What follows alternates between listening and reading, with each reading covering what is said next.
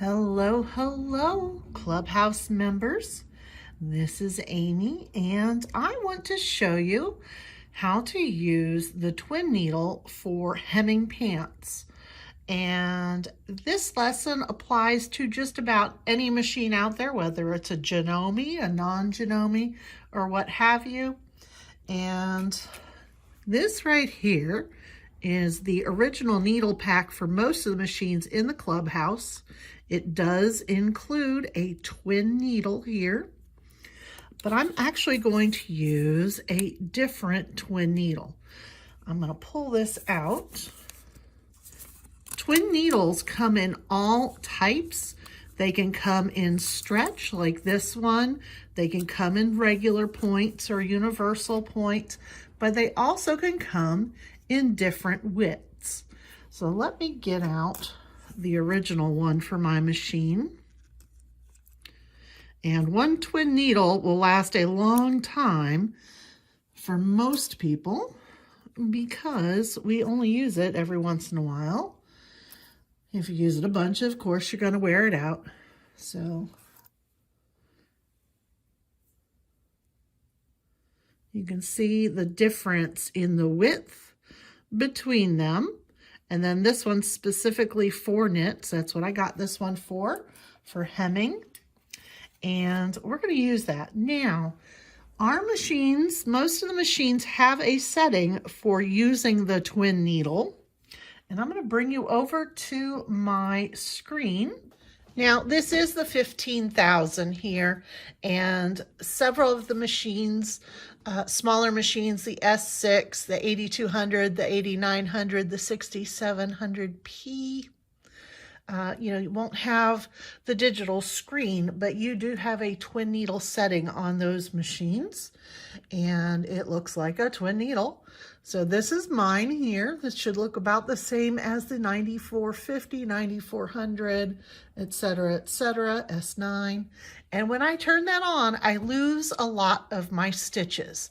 And that's because the other stitches are just not compatible with using with a twin needle. Now I'm just going to be using it for straight stitch, and it's already showing me my twin stitches, which I love. And we're just going to stick with this because we've got other lessons that will be featured in or are featured in our thread play project and other associated techniques on using decorative stitches. Let's just go for a quick example to this zigzag here, and you can see what it would look like with a twin needle in zigzag. Now, I want to remind you that the twin needle function and the factors that allow the machine to decide that this stitch is safe for our twin needle is based upon this twin needle, the one that came with your machine from Janome. So if you choose to use a wider twin needle and do something other than straight stitch, you may not be entirely safe just because the machine lets you choose the stitch. You'll want to roll the hand wheel over by hand and make sure that your needles are going to clear the sides of your needle plate and not break off. So I'm going back to my straight stitch, and I'm going to change out my needle, and we're going to hem a pair of pants.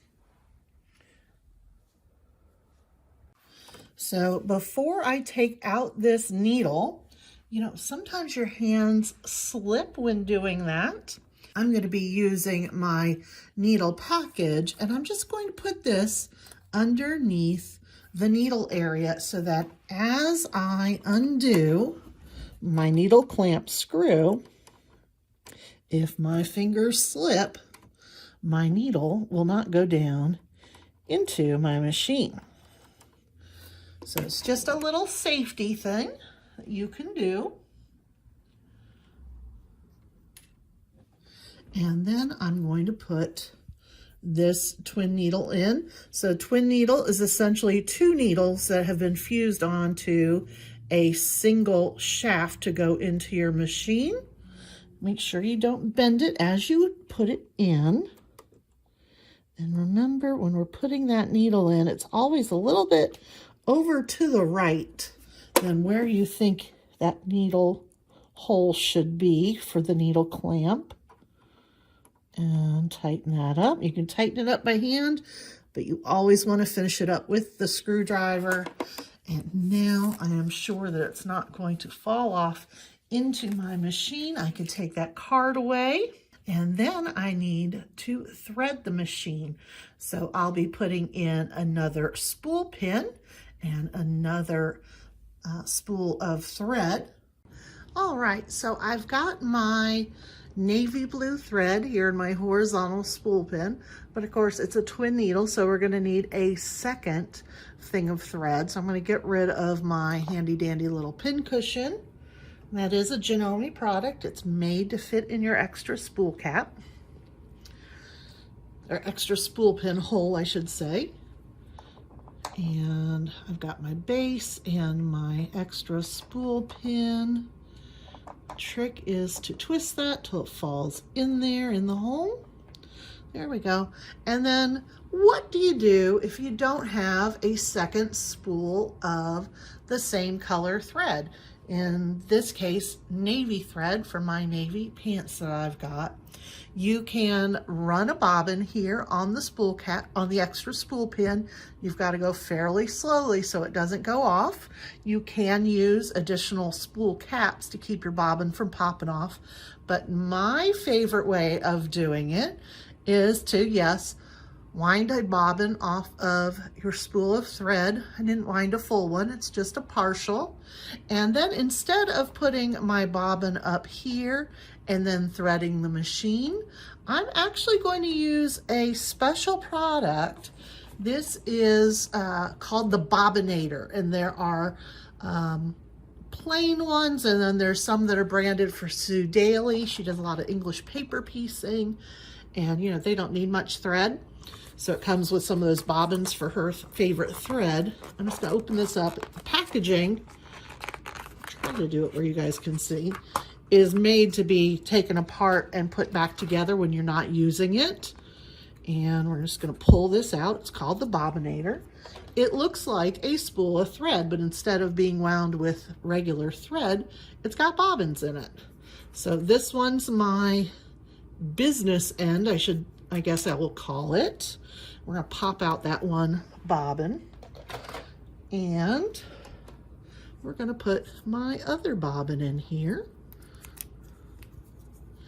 and just run the thread through this little slit. We do carry these at AmyQuilts.com. Some quilt shops will also carry them.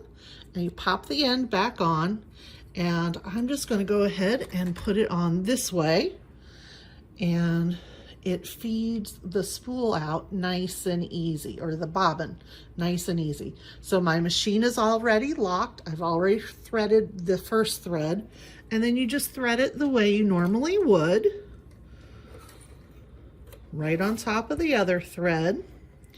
And then I am going to use a thread guide at the top of the needle. Sometimes, depending on the thread, I will not use the guide at the top of the needle. And then I gotta find my scissors. Let's come down so you guys can see that. So as I was saying, I'm using the thread guide at the top of the needle. On some threads, I won't use that thread guide just because it's all the way over there to the left and the two threads are really close to each other. But this is an all-purpose polyester. It's regular sewing weight. There's basically plenty of room for those threads. And you are not going to use your needle threader for this because it would try to thread the needle in the space between those two threads.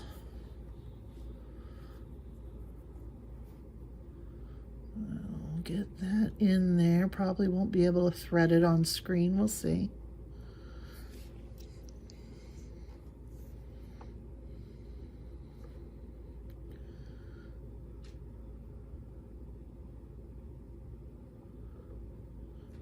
There's one side.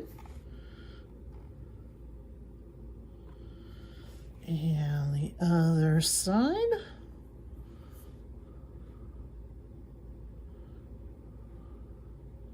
If you have trouble threading a machine by hand, try putting a piece of cardstock behind. It'll help you see the hole.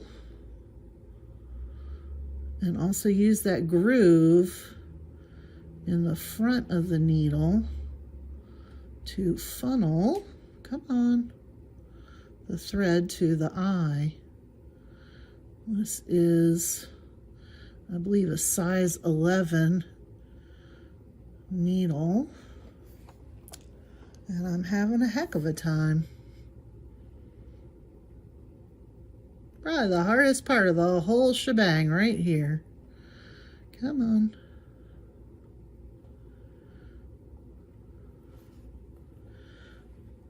I think this is like the sewing equivalent of watching the pot waiting for it to bubble or boil. Trying to thread a needle on screen. Come on.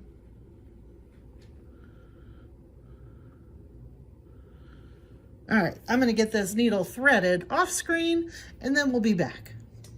All right, now we're threaded. That really didn't take me long at all once I got the camera out of the way. I'm going to take my 2 thread tails to the back. And I need to put in a different colored bobbin.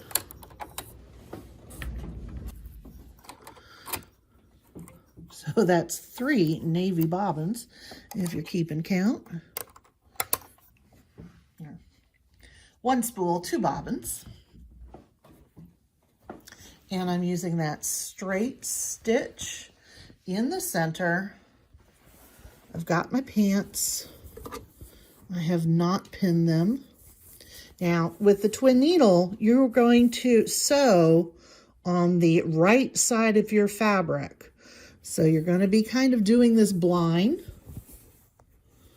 I think I will put in a few pins. Better safe than sorry. Stitching blind, hemming blind.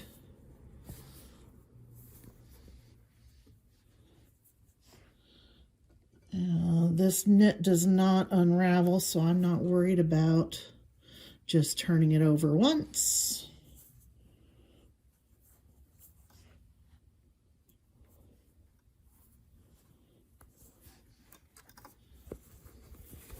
And just slip that under there.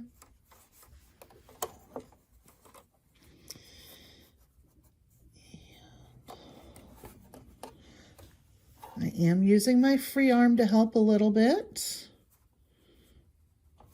I want to hold those 2 thread tails.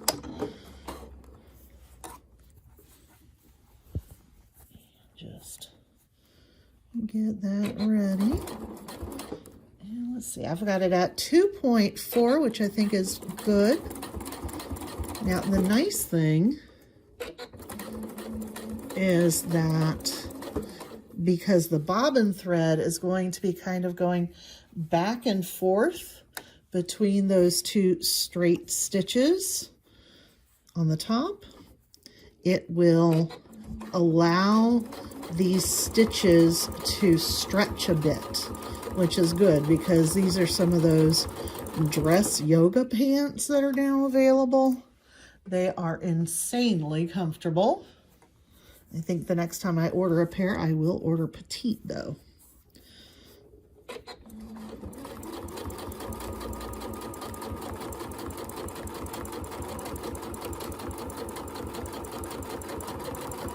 And that's all there is to it. So let me flip it over on the back, give you a peek, and then I will finish it up. There it is. I will finish it up off camera and I will come back to you guys to show you the rest. Don't go over those pins. I'll see you when I'm done.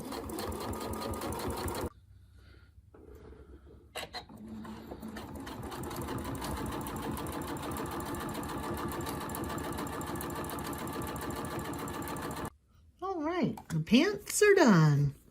So there's how it looks like on the outside. Got good stretch to it. And you'll want to tighten up your tension on your machine. Let's see if I can find a good spot here. That bobbin thread should zigzag from either side. It's not going to be what you would consider a balanced zigzag stitch on the back, but you should see some zigging back and forth. You don't want to see as much. Let's see, I think I had a little patch on this one. That's zigging. Where'd it go?